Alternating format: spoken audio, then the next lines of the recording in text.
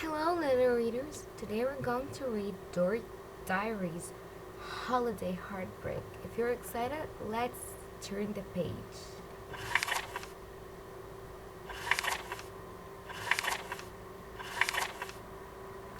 Saturday, February 1. OMG! I'm suffering from the worst case of crushes ever. This morning, I had these fluttery butterflies in my stomach that were making me feel super nauseous, but in a really good way. I feel so insanely happy I could just vomit sunshine, rainbows, confetti, glitter, and those yummy little skittledy things. I still can't believe my crush, Brandon, actually texted me last night after I left his birthday party, and you'll never guess what happened. He asked me out to a crazy burger, squee. And yes, I know it's not like a really date or anything, but still, I was so elated. I buzzed on my fave music and danced around my bedroom like a minute. Hey, I was beyond fire stick. I was an air guitar playing, dancing machine. After dancing in my room for an entire hour, I was so tired I barely breathed. That's when I collapsed into a wheezing, sweet-soaked mass of body odor and sheer exhaustion. A very happy, wheezing, sweet-soaked mass of body odor and sheer exhaustion. Me with a big fat dorky smile blasted across my face. Why? Because any minute now Brandon was going to contact me so we could make plans to hang out at Crazy Burger. So I snuggled into a comfy chair, stared at my phone, and waited patiently for his call. I waited, and I waited. After 2 hours, I waited. 4 hours later, and waited. Before I knew it, it was bedtime. I felt like I'd been waiting forever. Me flopped across my bed, sulking. But no call, no email, not even a text message. I even checked my phone to make sure the battery thingy hadn't run down or something. Unfortunately, my last call was from my BFFs, Chloe and Zoe. They had called me last night with some really juicy gossip. Apparently, someone had showed up at Barden's party unexpectedly to drop off a present for him shortly after I had left. You'll never guess who was it. Mackenzie. Okay, I'll admit it was really nice and sweet of her to do that, but she had totally overlooked one very important little detail. She wasn't invited, which meant Miss Thing had basically crushed Barton's party. Like, who does that? My BFFs told me that Mackenzie was twirling her hair, giggling and glittering with Barton like crazy. Then she got super serious and asked to talk to him privately about something really important. Just great. Now I'm really starting to panic. What if Mackenzie told him some awful lies about me so he wouldn't want to be friends anymore? She's always talking about me behind my back and saying stuff like, Nikki is a hopeless, insecure, fashion challenged, diary ops dork. Which is not true. Well, maybe it's a little true.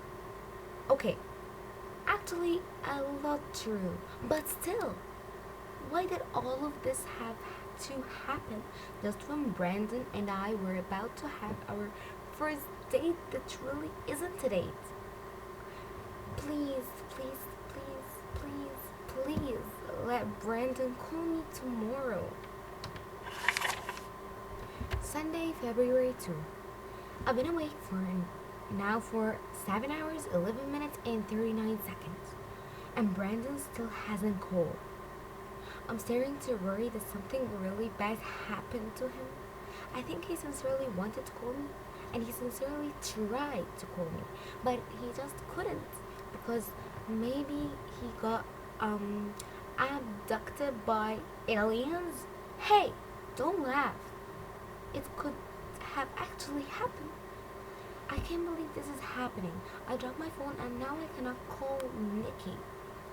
In spite of the fact I was still suffering from a severe case of crush it's and having a really bad day, my parents made me babysit my little sister Brianna. Just so they could go to a movie together. Like, how insensitive is that? Sometimes I think mom and dad need to take parenting class or something. The last time I tried to talk to Brandon on the phone with Brianna around, it was a total disaster. She actually told him about my hairy legs and crusty eye boogers. It was so humiliating. Lately, Brianna has been totally obsessed with those diva hair salon shows on TV and got this. She actually called herself Mrs. Brie Brie Fashionista hairstyle to the stores. I was shocked to see her sneaking into my parents' bathroom and stealing shampoo and perfume and stuff. It was like I had personally witnessed a miracle. Brianna was finally trying to improve her very nasty hygiene. Woohoo! But later, when I peeked inside Brianna's room, I discovered she was missing. But later, and in her place was this strange little woman. She was wearing fake diamond cat eyeglasses, a long scarf, 4 size too big satin slippers, and a kettle painting apron filled with mom's designer makeup collection. I didn't know who the heck was she. I wanted to scream, "Who are you? And what have you done with my little sister?" But my gut told me to run away fast and call the police. Then she smiled at me really big and said, "Bonjour, Mrs. Nikki. Welcome to Salon Brianna." I was halfway down the hole before Brianna caught up with me. She grabbed my arm and dragged my back towards her room. "Darling, where are you going? Don't be scared," Brianna said in an awful fake French accent. It sounded more like 6-year-old Arnold Schwarzenegger. You're playing with mom's new makeup and perfume. You do realize she's going to kill you when she gets home, right? I scolded her. "Never mind that, darling. You're Miss Bree next appointment. Come," she said, pushing me into her salon chair.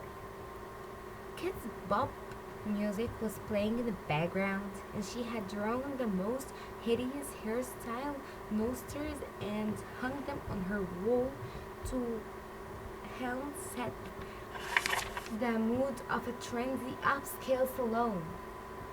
Those posters should have been worrying to me about Miss Bree's hairstyling abilities. I couldn't resist coming up with catchy names for each one. The ugly, the uglier, the ugliest. "Don't worry, darling," Miss Breber said. "I'm going to make you beautiful for your little friend Brandon." "Yes?" "For Brandon?" I blushed profusely. Hey, it was just a pretend makeover with Miss Bree Fashionista hairstyle to the stores. What could possibly go wrong? Okay, as long as it's only pretend. I groaned. If I was lucky, this would keep Brianna occupied until mom and dad got home, and it was way less dangerous than us baking cookies and almost burning down the house. Again. "Yay! My first customer," Miss Bree cheered.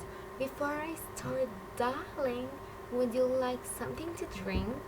Juice, juicy juice, Hawaiian punch, chocolate milk. Chocolate milk would be nice, I answered. Hans, go get our customer, Miss Nikki, a glass of lee chocolate milk. Extra cold, she commanded, looking at the teddy bear in the chair next to mine. The bear, I mean Hans, didn't move. Well, she glared at him. Don't just sit there. Go get the milk from her now. Please. Then she turned to me and laughed uncomfortably. Please excuse my assistant. Hans is new here. He speaks less French, but very little English.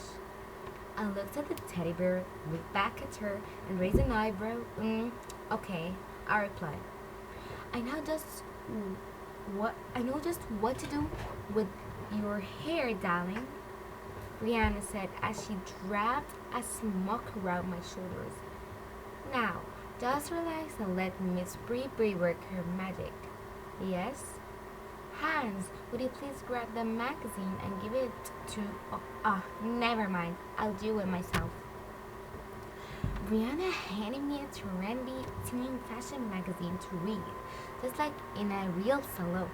I was impressed until I realized she had swept my new teen thing mag from my room. The little thief. But I had to admit Miss Bravery fashionista hairstyle to stars seemed to know her stuff. Narrating while Miss Bravery does my hair. That's when I came across this very intriguing article about, you guessed it, guys,